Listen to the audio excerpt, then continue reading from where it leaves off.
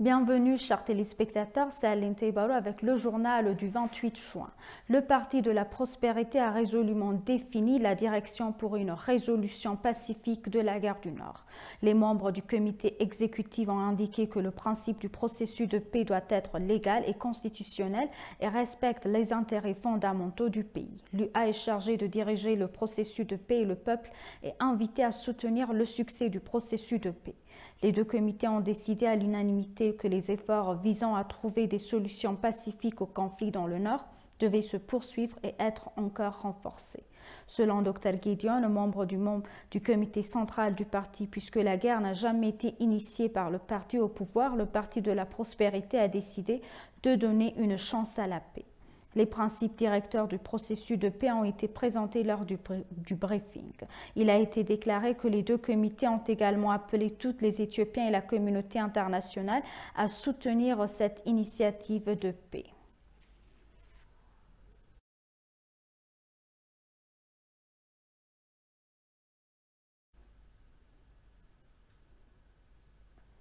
Le groupe de travail national sur le renseignement et la sécurité prend des mesures appropriées contre le Front de libération de Gambella, le mouvement démocratique du peuple Gumuz et l'OLF Shane dans les régions de Gambella, Gimbi et Dambidolo.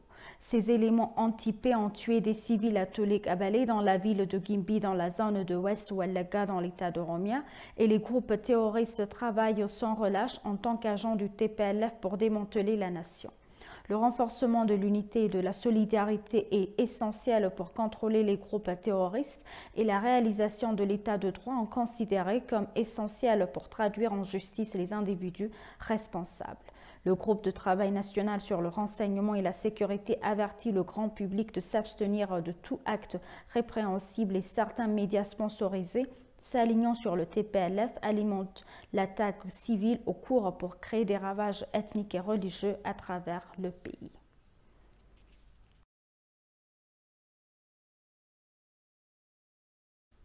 L'administration régionale éthiopienne, la plus récente d'État régional du sud-ouest de l'Éthiopie, a connu jusqu'à présent divers succès et défis.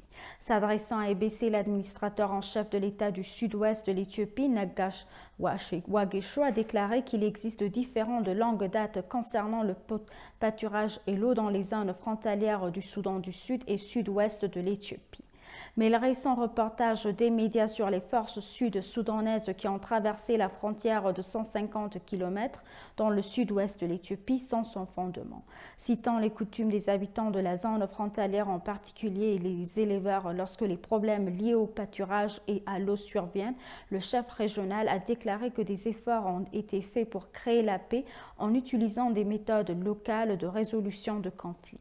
Le chef a également indiqué que l'État du Sud-Ouest a connu jusqu'à présent divers succès, en particulier la question de la jouissance du droit constitutionnel du peuple à l'auto-administration a été réalisée.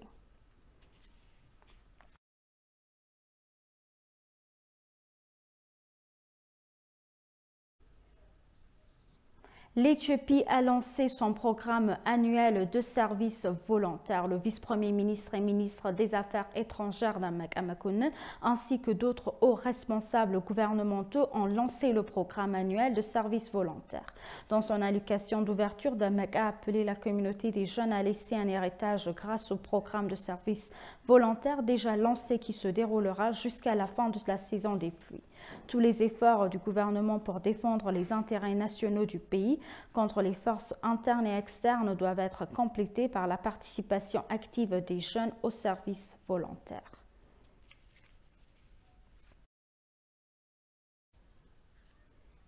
Les hauts dirigeants d'Amara et d'Oromia ont noté qu'il était déterminé à contrôler la conspiration du terroriste Shane et de ses collaborateurs. Ils ont également déclaré que l'objectif principal du groupe terroriste est de créer un conflit entre les peuples d'Amara et d'Oromia et de démanteler l'Éthiopie. Ils ont donc tant d'arrêter à acter pervers et ont souligné les dirigeants. Tesfaye Welda Michael, à plus. Les présidents des régions d'Amara et d'Oromia et les hauts dirigeants ont discuté sur les moyens de contenir Le complot des terroristes est de sauvegarder ensemble la paix et la sécurité des citoyens. Le président de l'État d'Amara, Yilkal Kafale, a déclaré que les récents massacres sanglants des civils innocents à Gimbi, Dambidolo et Gambella est choquant.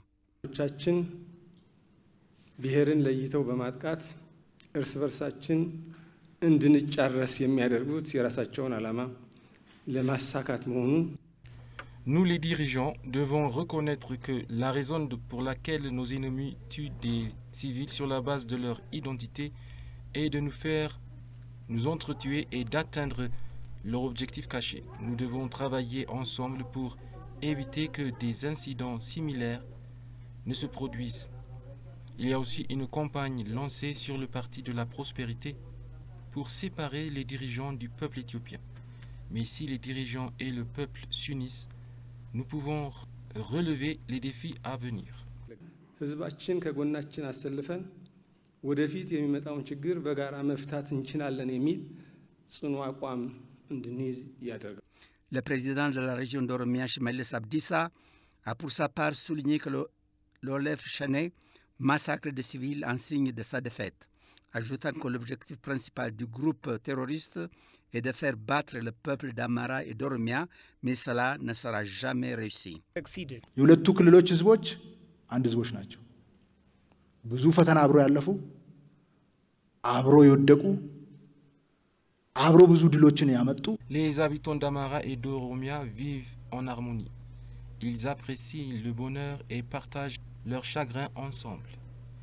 Ils ont vaincu des ennemis ensemble et en effet, ils vaincront des ennemis à l'avenir. Le but de Chané et de ses collaborateurs est d'affaiblir l'Éthiopie en créant un problème entre les peuples d'Amara et d'Oromia. Ils n'ont pas réussi dans le passé et ne réussissent pas dans cette génération à l'avenir. Nous ne condamnons pas seulement le meurtre, mais nous devons traduire les coupables en justice et renforcer les liens solides entre les deux peuples. የሁለቱን ህዝቦች የሁለቱን ክልሎች አንድነት ወደ ላቀ ደረጃ የማሸጋገር ስራ እንድንሰራና እንድናጠናክር ነው። Yilkal a en outre déclaré que les terroristes Chané est un ennemi pour tous les Éthiopiens et travaille au démantèlement de l'Éthiopie, ajoutant que chaque Éthiopien doit combattre ce groupe terroriste ensemble. ሸኔ የሚፈልገው አማራና ኦሮሞ እንዲለያይ እና እኩይ ዓላማው እንዲሳካ ነው። L'agenda caché du terroriste Chané est de séparer les habitants d'Amara et d'Oromia. Chané est l'ennemi de tous les Éthiopiens. Les civils massacrés sont des Éthiopiens. Donc, l'agenda n'est pas seulement pour le peuple Amara, mais c'est un agenda pour tous les Éthiopiens. Nous tous, Éthiopiens, devons condamner ce meurtre et soutenir l'opération de maintien de l'ordre menée par le gouvernement. ይህን አሸባሪ ድርጅት በጽኑ ማውገዝ እና መንግስት የሚወስደውን ህግ ማስከበር እርምጃ በጽናት መደገፍ ያለብን። Shimelis a réitéré qu'alors que tous les Éthiopiens ont vaincu le complot du TPLF terroriste, il répète également la victoire sur le groupe terroriste Chané, ajoutant que nous, les dirigeants, nous engageons à assumer nos responsabilités. ሸኔ በመጀመሪያ የኦሮሞ ህዝብ ጠላት ነው። Les habitants d'Oromia sont les principaux ennemis du groupe Chané. Le groupe fait beaucoup de mal aux habitants. Les dirigeants se sont acquittés de leurs responsabilités en éliminant le TPLF terroriste. Les dirigeants travaillent à nouveau pour vaincre le groupe Chané et nous répéterons la victoire une fois de plus. አሁንም በሸኔ እየሰራው ነው ያለው ይደግመዋል። Cimenter les liens entre le peuple d'Amara et d'Oromia et limiter la cadence du terroriste Chané sont parmi les points abordés dans la discussion. Le président du Parti social-démocrate éthiopien, le professeur Bayana Petros, a souligné que le gouvernement doit consolider les liens de sécurité à chaque niveau de sa structure pour protéger la sûreté et la sécurité des citoyens, notamment en identifiant les zones potentiellement exposées aux attaques. Dans une interview exclusive, Bayana Petros a déclaré que condamner l'acte à lui seul ne pouvait guère être une solution et que tous les organes concernés la structure gouvernementale à chaque niveau devaient se conformer à leurs obligations en matière de protection, de la sûreté et de la sécurité des civils. Le gouvernement doit accorder l'attention voulue en comprenant la cause profonde du problème. Le gouvernement doit identifier les zones exposées aux attaques et accorder l'attention voulue à la protection de leur sécurité. Le gouvernement a relogé certains citoyens de sa propre initiative. Ces citoyens sont maintenant en danger et ils doivent bénéficier d'une protection spéciale dans leurs régions respectives, a-t-il dit.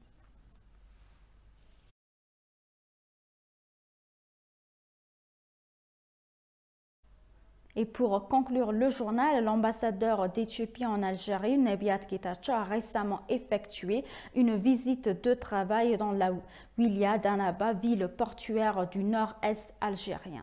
Au cours de la visite, il a assisté à l'ouverture d'Al-Pharma, une exposition pharmaceutique officielle inaugurée par Beremi Jamal Eddine, Waldin d'Annaba, aux côtés de Sami Mohamed Agli, le président de la Confédération algérienne du patronat, et Mansouri Farid Mohamed Raïd, président de la Chambre de commerce et d'industrie d'Annaba. L'ambassadeur Nebiat a noté l'importance de l'emballage pour l'agro-industrie et a invité MMB à participer au secteur éthiopien de l'agro-industrie en expliquant les incitations à l'investissement et la disponibilité du parc industriel destiné aux entreprises de l'agro-industrie désireuses d'investir en Éthiopie. Les investisseurs algériens sont invités à exploiter les opportunités du secteur agroalimentaire éthiopien.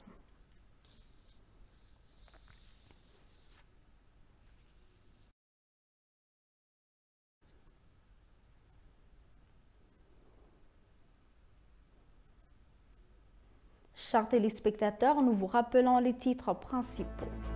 Le Parti de la Prospérité a résolument défini la direction pour une résolution pacifique de la guerre du Nord.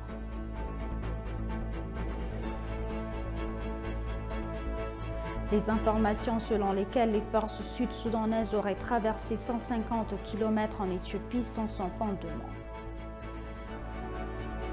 Merci, chers téléspectateurs. C'est la fin du journal. C'était Aline Teibaro avec le journal. Restez avec nous avec le reste des programmes. Bonne journée.